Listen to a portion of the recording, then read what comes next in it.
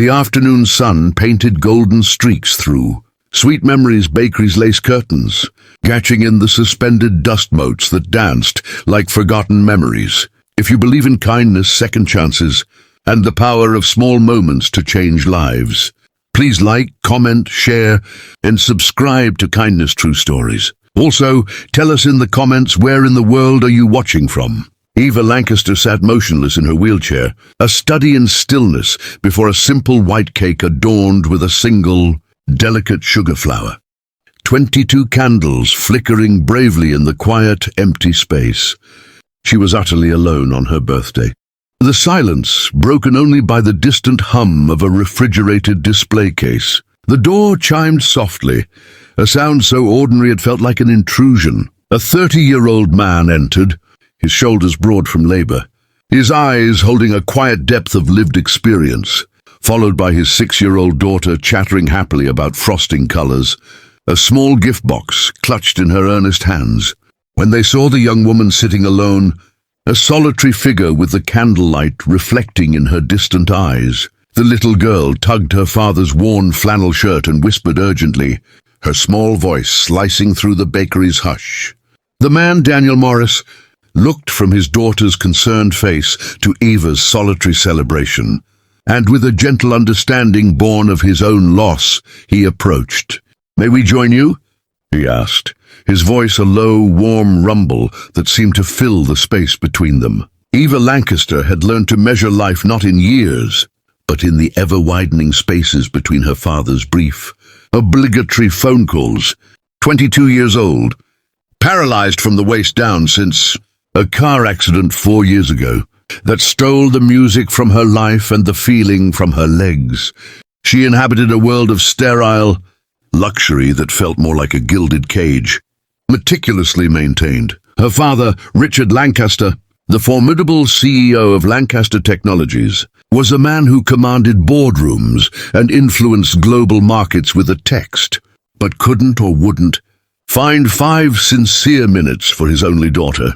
The accident had shattered everything, not just her body, which would never again respond to her desperate midnight wishes to stand, to run, to feel grass beneath her feet, but also her relationship with the only family she had left. Richard had retreated into his work with the fervor of a man, running from his own helplessness and guilt, building empires as a fortress against the pain he couldn't fix. He provided everything money could buy, round-the-clock nurses with professional smiles, a sprawling mansion with every possible ramp and accommodation, the finest specialists who all delivered the same verdict with clinical sympathy. She would never walk again. What he couldn't provide was himself, his presence, the uncomplicated love that no bank transfer could ever wire. Eva had grown bitterly accustomed to birthdays, marked by substantial bank transfers and brief, grammatically perfect text messages, to holidays celebrated with kind but paid staff, to a life where her wheelchair wasn't just a physical reality, but a heavy, metallic symbol of the unbridgeable distance between her and the rest of the world. Daniel Morris carried his grief differently.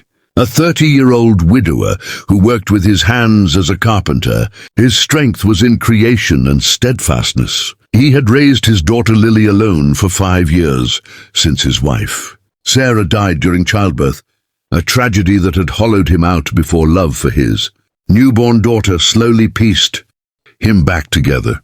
Where Richard Lancaster fled from pain into spreadsheets and acquisitions, Daniel had learned to live alongside his sorrow, teaching his daughter through his own example that sadness and joy could exist in the same heart, that one did not cancel out the other. His workshop, a sanctuary of wood and light, smelled perpetually of sawdust and possibilities. Each piece of furniture he crafted, a table, a bookshelf, a rocking chair, was a meditation on permanence and care in a world where he knew nothing truly lasted forever.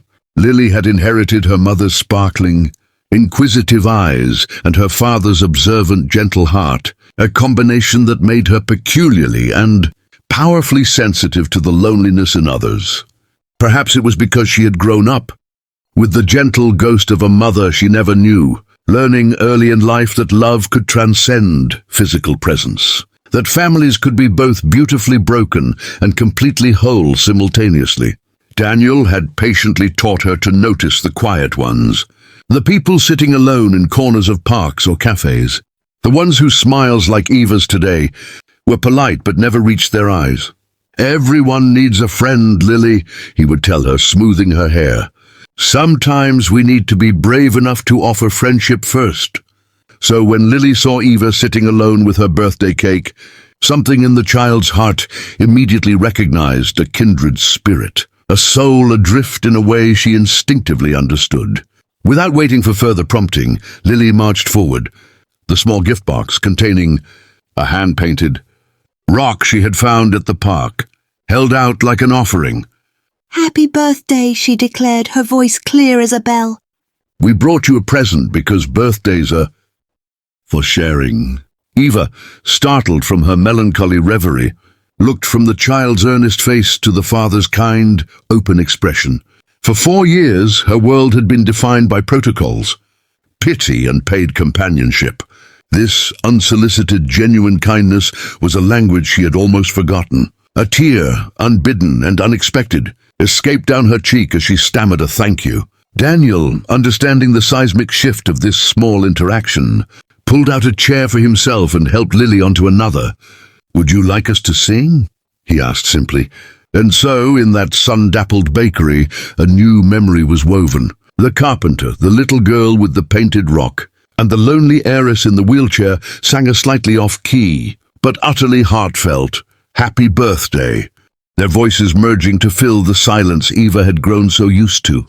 As Eva blew out her candles, the wish she made was no longer for the impossible, but for the continuation of this unexpected real connection.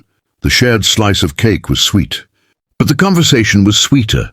Talk of Lily's school, Daniel's current project restoring an old oak desk, and Eva's whispered confession of her love for painting, a passion she'd abandoned after the accident. Daniel's eyes lit up. "I could build you an easel," he said, "one that would work perfectly for you, that you could use from your chair." The offer was not one of pity but of partnership, of using his skills to unlock a piece of her world back for her. That afternoon, the golden streaks of sun shifted across the floor, and when they finally parted, Eva had 2 new numbers in her phone and a warmth in her chest that fought back. The perpetual chill of her spacious, empty house. This chance encounter was not an ending, but a fragile, beautiful beginning, the first chapter of a story where 3 lonely hearts, across the divides of age, wealth, and experience, discovered that family is not just what you're born into, but what you have the courage to build, and that sometimes the deepest healing comes not from grand gestures, but from the simple, brave act of asking, "May we join you?" If this story of unexpected kindness and human connection touched your heart, please show your support for our channel. Like, share, and subscribe to Kindness True Stories for more real-life tales that remind us of the light we can bring to each other's lives. Your click helps us share more hope. Thank you for watching.